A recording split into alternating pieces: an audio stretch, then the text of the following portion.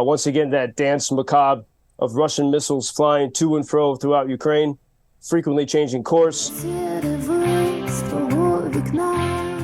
Thank you, Joseph, for making us cry this morning. That was very moving.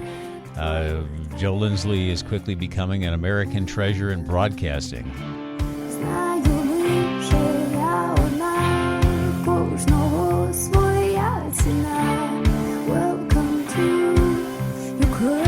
Let's go to Ukraine and check in with Joseph Lindsley. Joe, what's on my mind and a lot of minds today? North Korean leader Kim Jong-un and Putin getting together. What are your thoughts and what are you hearing about that? Well, Bob, good afternoon from LVIV. And I think, if you look at, how global alliances were before Russia's full-scale invasion, before February 24th, 2022, Russia was attending meetings of the G7, for example, and the G20. And now they're looking, going to the arms of North Korea, a nation where people live in starvation and total totalitarianism. So in one sense, you could see that as perhaps desperation. But of course, the flip side of that is you have another evil regime that does have some serious weapons. And so, maybe, again, as we, maybe it's in the desperation, we also will see perhaps some craziness, some very intense acts from Moscow. And so I think it's nothing to be surprised about. And in fact, it could be a sign of encouragement that's to whom Russia has to turn. We always have to keep an eye on China. And I think almost every expert with whom I speak, says Russia needs Beijing. And Beijing does not want Russia to go nuclear. They don't want them to do anything crazy because that would make the world much more difficult for China, which is actually, in a pretty good situation right now. So it's something to keep an eye on. But meanwhile, we had once again through the wee hours of the night, once again that dance macabre of Russian missiles flying to and fro throughout Ukraine, frequently changing course, turning toward here into the west, toward Lviv, and then back to Kyiv.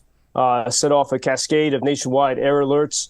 And at about 1:30 in the morning, we had reports of 3 groups of these suicide drones over the Black Sea. We also had reports that Russian bombers had taken off from various bases within the Russian Federation, and that the Russian surface missile carrier, the Admiral Essen, had entered the waters of the Black Sea with a total salvo of 8 missiles. And so we knew something was coming. In the end, it was about 33 missiles and drones that the Russians sent to Ukraine. Air defense, the Ukrainian air defense shot down all 7 cruise missiles, including a few that were headed toward Kyiv. 1 ballistic Iskander missile was intercepted, and only 15 of the 25 Shahed Iranian suicide drones were intercepted. Most of those drones were targeted toward the Odessa region and to the micro region called Bessarabia, which is a very fertile region on the Danube River, and the southernmost Ukrainian city in that region is called Ishmael. It's a port on the Danube River, and the Russians have been, since they ended the grain deal, allowing Ukrainians to export through the Black Sea, they have been heavily targeting this region, Ukrainians' Danube River ports, and so it was about a 3-hour attack on that small region. And what's really sort of, perhaps, it's all scary, but, the Danube River, that town of Ishmael and the ports there are just about 3 football fields away from the country of Romania, which is a NATO member, a member of the European Union. In fact, there was another such attack just a few days ago in the early hours of September 4th in the same place. And according to open source intelligence experts, many sort of veterans and war watchers, there's good information that they were able to geolocate that at least one of the Russian suicide drones hit Romanian soil. The Romanian Foreign Ministry has denied this. You can imagine if they didn't deny it, there would have to be a swift action because it's NATO territory. But as the Russians pound this region of Bessarabia and that port city of Ishmael, they are extremely close to hitting NATO territory. And perhaps they already have. Didn't Romania's defense minister confirm that parts of that Russian drone did fall on Romanian territory? What I saw is that they said that they were using some wiggle words in describing what happened, but they said that nothing in Romania was under threat, is how they put it. And so they were trying to say that they don't feel that Romania was targeted, which certainly, doesn't seem like Russia would target Romania, but it is, so extremely close to, people in Romania across the river could hear, the sounds of war. And so this is it's a risky thing, you could say. All of this is a risk, but a risky thing for the Russians to be pounding so heavily that area. But what they're trying to do, because since that grain deal ended, the only method for ships to go from Ukraine is through the Danube River, and they need those ports at Izmail. And the Russians are doing everything they can to destroy it. The Russians are claiming that they're also stopping weapons from moving.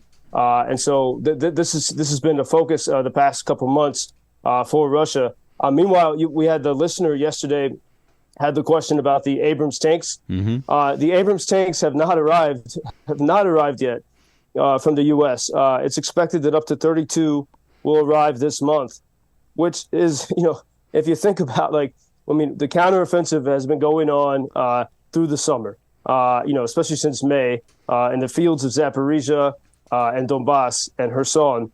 And, all this pressure has been put on Ukraine.